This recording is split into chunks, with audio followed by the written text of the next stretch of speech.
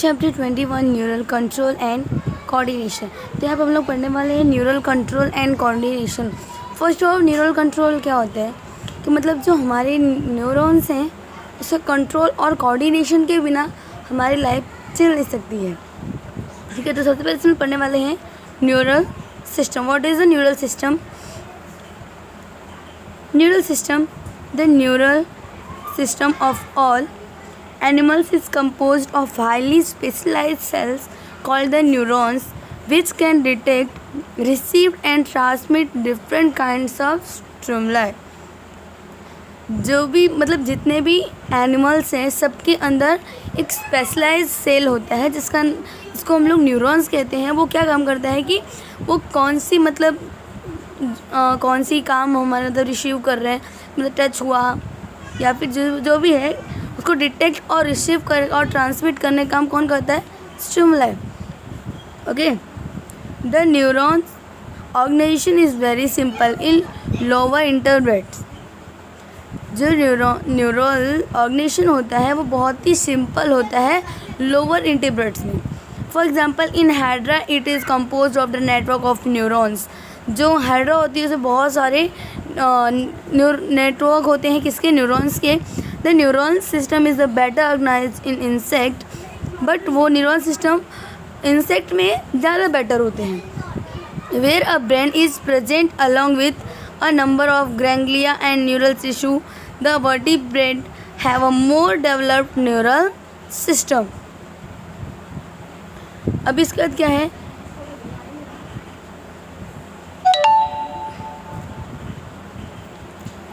The neural system is divided into two parts.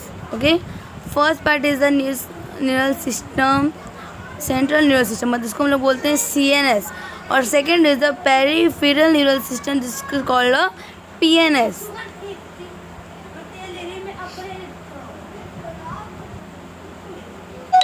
Okay, first हम लोग देखो CNS क्या पढ़ते हैं। The CNS includes the brain and the spinal cords and is the sites of information processing and control. CNS का काम क्या होता है? वो मेन वो दो जगह पे होते हैं, इसे पाए जाते हैं ब्रेन में और स्पाइनल कॉर्ड में पाए जाते हैं। हाँ, इसका काम होता है कि इंफॉर्मेशन जितनी भी है, मतलब जितनी भी जानकारी है वो हमारे ब्रेन तक पहुंचाना और क्या करना? कंट्रोल करना उसको। The PNS comprise of all the nerves of the body associated with the CNS, brain and spinal cord.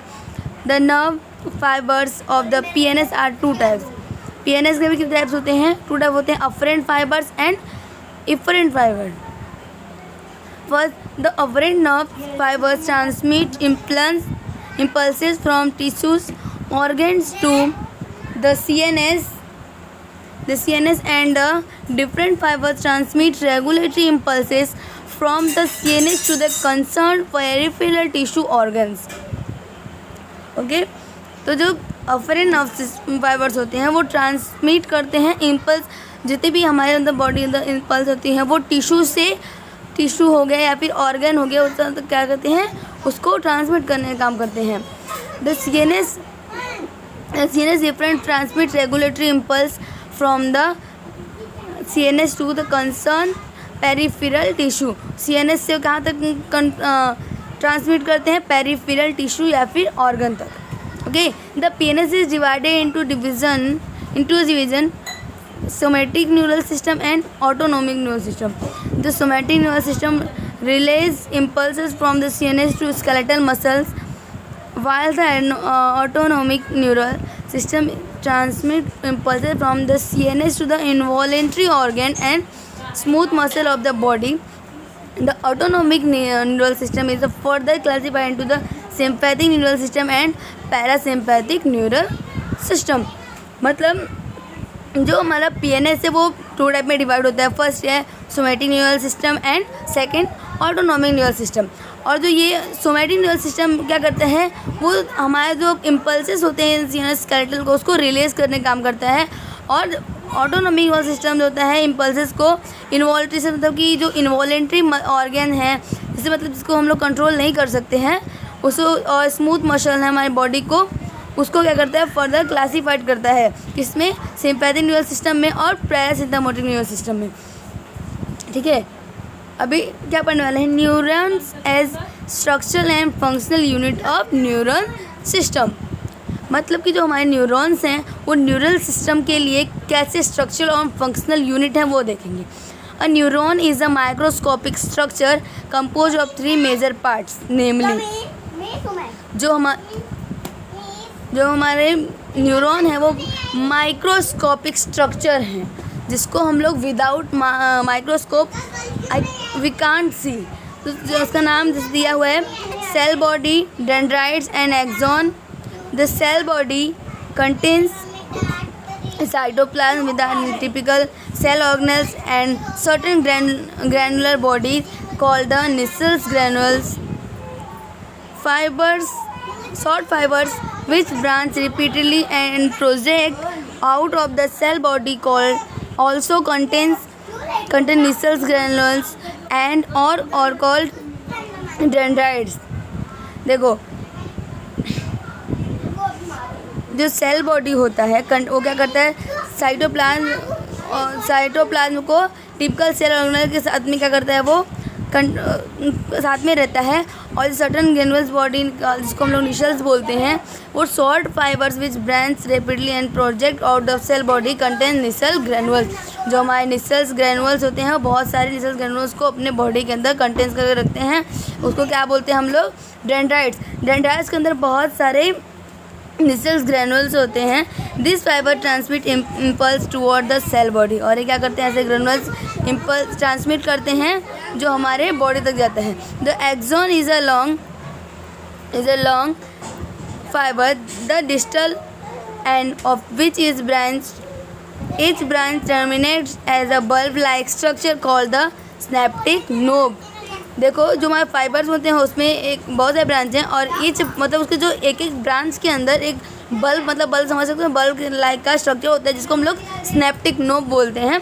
Which passes synaptic vesicles containing chemicals called the neurotransmitters. उसको हम लोग क्या बोलते हैं, न्यूरो ट्रांसमीटर। जो मतलब वो लोग स्नैप्टिक वेसल्स केमिकल को कंटेन करते हैं, तो लोग कहते हैं केमिकल होता है, उसको हम लोग बोलते हैं, उसका काम केमिकल से होता है, उसको बोलते हैं हम लोग neuro transmitters.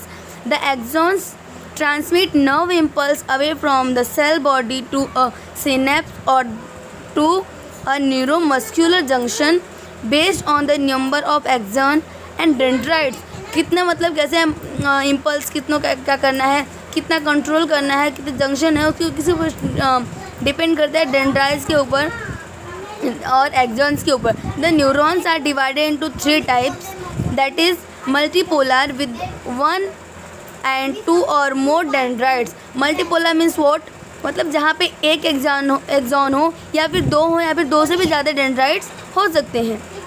Found in the cerebral cortex. और कहाँ मिलता है वो, हमारा जो सेरेब्रल कॉर्टेक्स होता है वहाँ पे पाया जाता है। Bipolar with the axon and 1 dendrites found in the retina of eye. और जो विथ 1 एक्सॉन के साथ में पाया जाता है, जो एक डेंड्राइट पाया जाता है वो हमारे इसके रेटिना में होता है, ठीक है। And unipolar cell body with 1 axon only found usually in the embryonic stage. और जो मतलब एक सेल बॉडी 1 एक्सॉन जो पाए जाते हैं वो हमारे एम्ब्रियोनिक स्टेज में होते हैं। जो टाइम पे बेबी डेवलप करता रहता है वो टाइम पे एम्ब्रियोनिक स्टेज में भी वो सिर्फ ओनली 1 एक्सॉन पाया जाता है। There any 2 types of axons, namely myelinated and non myelinated. और उसका नाम, उस एक्सॉन्स का नाम है first myelinated and second non myelinated. The myelinated nerves fibre are envelop with Schwann cell. Envelop means कैसा, हम लोग लिफाफा होता है ना ऊपर का रहता है, उसी टाइप का वो लोग का एक कवर रहता है जिसको हम लोग बोलते हैं Schwann cells, which form a myelin sheath around the axon. और जो हमारे एक्सॉन होते हैं उसको वो किससे कवर होता है, पूरा माइलिन सीथ से उसके अराउंड में रहता है एक्सॉन के। The gaps between 2 adjacent myelin sheath are called the nodes of Ranvier. मतलब कि जो माइलिन सीथ के बीच का जो गैप होता है उसको हम लोग बोलते हैं nodes of Ranvier. Myelinated nerve fibres are found in a spinal and the cranial nerves. वो कहाँ पाया जाता है, हमारे स्पाइनियल और cranial nerves पाया जाता है. Animated nerve fiber is enclosed by a squamous cells that does not form a myelin sheath around the axon. ठीक है.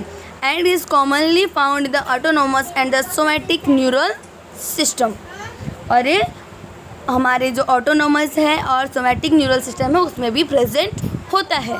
अभी हम लोगों ने ये न्यूरॉन का पूरा देखा नहीं, वो ध्यान से देख लेते हैं एक बार. ठीक है. अभी बहुत यहाँ पे साइज़ बड़ा करेंगे, ब्रश का बहुत ज़्यादा छोटा साइज़ है. ओके.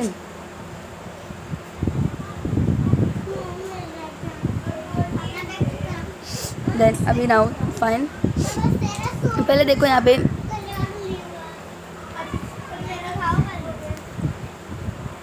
पे हमारा दिया है पूरा एक्सॉन, तुम्हारा क्या बोलते हैं उसको, स्ट्रक्चर ऑफ न्यूरॉन का. तो यहाँ पे हमारा एक न्यूरॉन है जो हमारे न्यूरल सिस्टम के अंदर पाया जाता है. इसका जो देखो ये ऊपर का पार्ट दिख रहा है, ये क्या है, हमारे डेंड्राइट्स हैं.